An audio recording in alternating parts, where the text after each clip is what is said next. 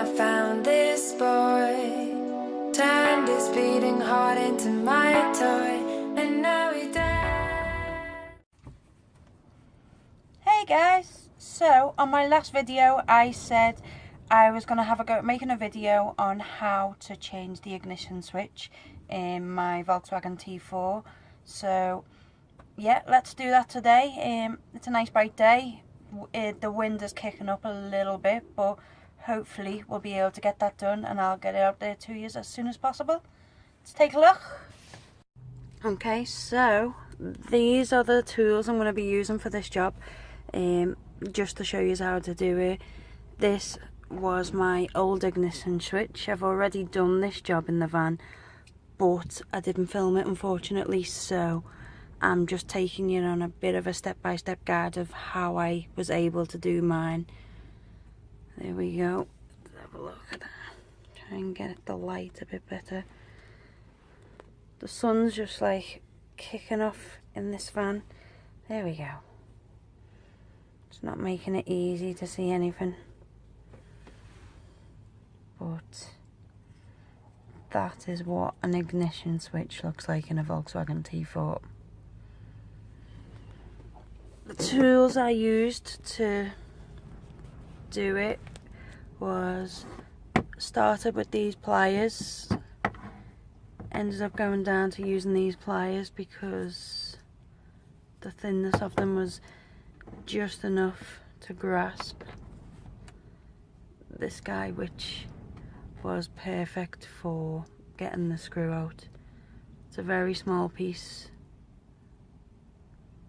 but it is a small screw as well, so yep, get yourself some of them. Okay, so if we just set this underneath the steering wheel here, you can see you have 3 points there, and that will just be a Phillips screwdriver. So if you undo them, this will just come off. I'll take my tape off and then I'll show you what it will look like. Okay, so once you've undone this, this will just fall down there. You can just see at the back there, it's attached to that bar, so be very careful when you pull this off so it doesn't snap. I just tend to stick my hand in and wobble that one free. Then you can take off the top column as well. Let's see where we can get this. Okay, just there. So that now can just clip off there. Take that one away. Okay, you can just see the bottom of the switch just here. It's got a finger and a thumb press. So there's one, there's the other. So if you just squeeze them together like that and you wobble this out, it's quite hard to do with one hand, but it is coming out.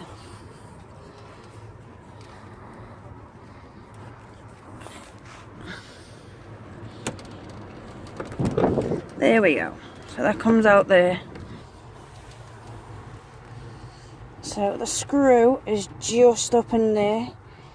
You can just about see it.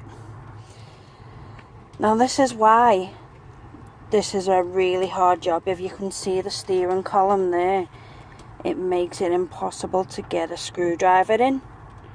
So let me show you what I did. Okay, so to try and get the angle to get into that switch, I'm gonna get right underneath here. Sun's right in my eyes, but we'll have a go. Okay, so I am currently lying down on the floor of my cab, looking from underneath up. There's the bottom of my switch.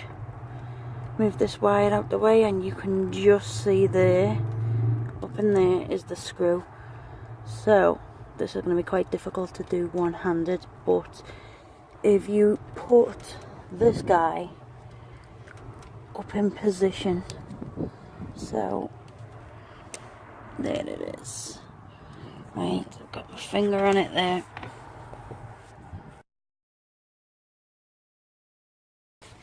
Right, you can just make out there.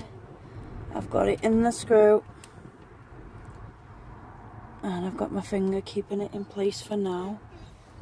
I'm going to try and put this somewhere so I can carry on.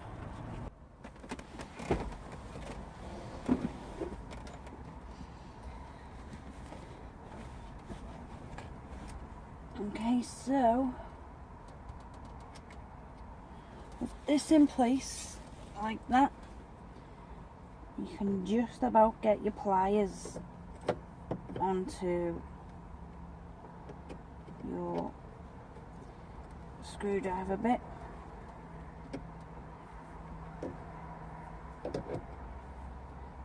And you're literally just going to try and turn it.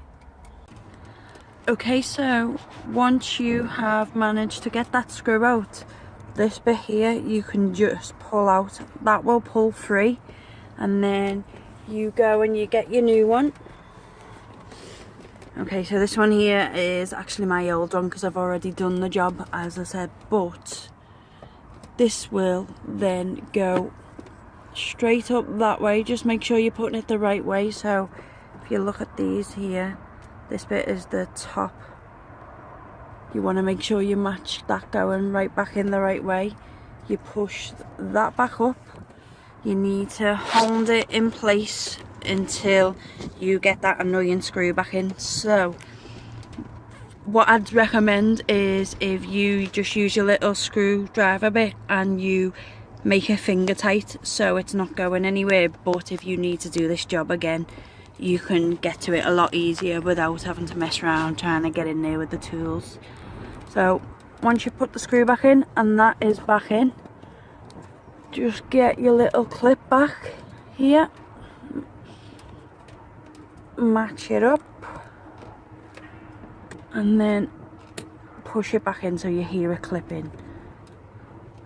That is that bit there, and then you start putting all your plastics back on.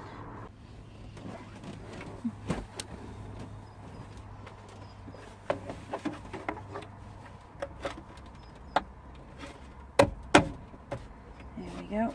So clip that one back in.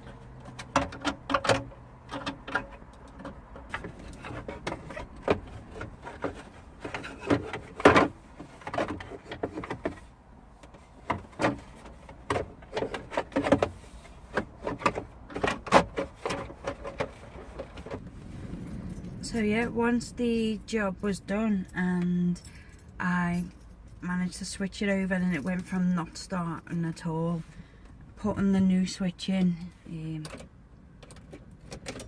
just turn it, wait for the coil light to go off. There we go. First time.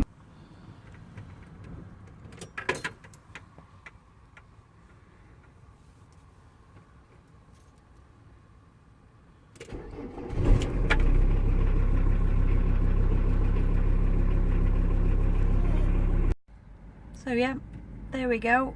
That is one job done that I've learned how to do along the way. It's something I'll now know how to do if it happens in future and what to look out for. So once again, try your hand at something yourself. It's always better to know that if it goes wrong what you're looking for, you don't then ever have to worry that anyone might be ripping you off or creating problems in your van that's not there. I'd always recommend learn, do it yourself, have a go at least. What's the worst that could happen? Throughout this whole video, by the way, my dog has been in the van. She's been ever so good. Let's see where she is. Smokey! Come on, girl! There she is. Hello, baby girl. Are you being good? Are you being good? I think we're gonna go to the beach now. She deserves it. Cheers for watching again, guys. I'll see you again soon. Hopefully I'll keep making these videos. Anything that goes wrong I'll try and film.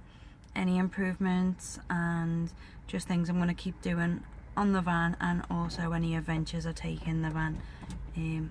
Thanks for tuning in, thanks for watching. I'll see you again shortly.